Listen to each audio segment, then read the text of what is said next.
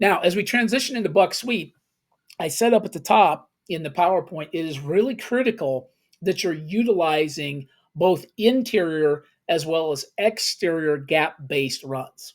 I think that if you only have one and you don't protect it with the other, you're very, very vulnerable.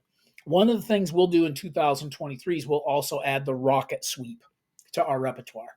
So we've already got the buck sweep, we've got the pin and pull sweep. Now we're going to add we have the jet sweep. Now we're going to add the rocket sweep. So we're just layering it. This will be my 6th year at this school, at Emmett High School out here in the Boise metro area in Idaho. And we're just going to continue to add each and every year little nuggets, little wrinkles to continue to make that defensive coordinator's life miserable. All right, so the traditional buck sweep, we drew it up on the board for you. We had all of our rules diagrammed out. You can see here, one of the big things that I think we need to say about buck sweep is you need it because it provides a physical style of run. I tell people buck sweep is just power one gap wider. It's just really off tackle power. It's not really a sweep play. But what it does is when people are crabbing or diving or trying to squeeze or cut the interior gaps or even pressure the interior gaps to try to make you stop running the ball vertically between the tackles at them, they're often very susceptible to buck sweep.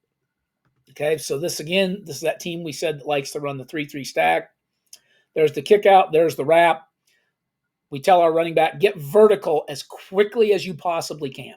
Take the ball sideways, but as soon as you can, get vertical. Once you can get vertical, things are going to be good for us. Okay, that one just never really we were able to get the 90-degree cut and get vertical, so the tailback just kind of lived with it. Some of these you'll see a direct downhill cut. There you go. There's the tailback getting to the hash mark. And look at him when he gets there. He just looks like he's shot out of a cannon. Look at this. Boom. There he goes. Love that. Love the physical nature of finishing off this gap-based run. Okay, it's 3rd and 7. We're calling this, hoping to get it to 4th and short. He's got the first down. Get up the hash. Run that free safety over. Send a message that this is a physical brand of football. Okay, this is against the number 2 team in the state. We knocked them off at their place. You can see their idea is they're going to stop our interior run. They do not have a D-gap presence up there. I'm still a believer that you have to have a fill, a contain, and a force player against every type of run.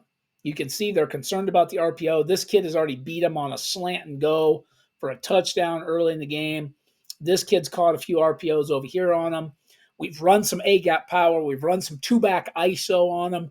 Okay, we've kind of pulled them and yo-yoed them around the field a little bit at this point. And so the last thing to do to them is to get that exterior gap scheme run. There you go. They don't challenge either guard, so our tailback can kind of just run up there and fall down and claim 5 yards on 1st and 10, almost 6 yards. Here it is from an end zone cut. See, they just don't have anybody there. So both guards end up wrapping, and you just run up and claim the yardage that they're giving you. It's not very hard when they do that.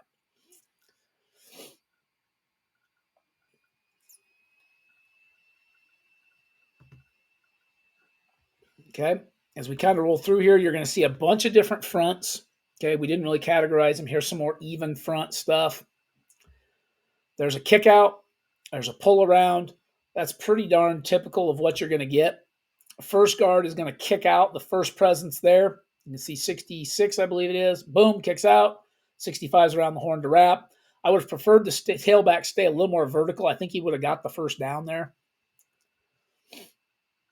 This is against, I think, the 2018 or 19 state champs. So again, 4 or 5 yards. Okay, it's not always sexy, but it gets the job done. Again, you can see first guard whiffs, just an absolute whiff job out here. Okay, you don't even have to be perfect. This is not all clinic tape, guys. Watch the first guard whiff. Second guard whiffs. We still get 3 or 4 yards. Again, even when we don't do it all right. There's a little razzle-dazzle on it, a little quarterback fake the other way, a little fly action away, have him bring it back into the boundary. There's a bunch of window dressing you can put on this. There's a kick out. That actually becomes a double kick out. Okay, sometimes you'll get that when the first guy tries to box it and the second guy overruns it. Watch it again. First guard kicks, second guard kicks. There's a kick out. Just run underneath it. Get vertical. Push the pile. Still 5 yards. Okay, again, we barely even have a presence out here on the outside. When he finally shows up, kick him. We will occasionally put a read on the backside of this where we will read the backside and tell the quarterback he can pull it. That time we were reading the will. He sees it. He pulls it. Off he goes. Okay, that's a rarity. That's kind of a one-off thing we'll do once in a while where we'll put a backdoor read on it. It's not a common occurrence. All right, here's a little motion to crack. The officials have changed some of the rules here, probably for a good thing. You can't get those big shots on that defenseless player anymore. So watch our guy slow down, just body him up, get both pullers around, running into the boundary on 3rd and 7, get 9 yards, first down, move the chains. There's a good one. Kick out, pull around. Pretty good job by our guys. This is kind of one of those radar defenses. Everybody's standing up, blitzing. Just block them all down, pull around. Look at both guards get loose. You're going to give up 15, 16 yards doing that junk. Okay, and it was 3rd and 3. You're going to give up a lot of yardage. Another blitz, kick out, pull around, run through the backside A, gash them. Again, you're going to give up touchdowns when you do that. Okay, so if you remember back to the beginning of my PowerPoint, I said these runs, these gap scheme runs, provide answers against the blitz. We're backed up on our own 38, 2nd and 4. They bring pressure. They're not just giving up a first down. They're giving up the whole thing.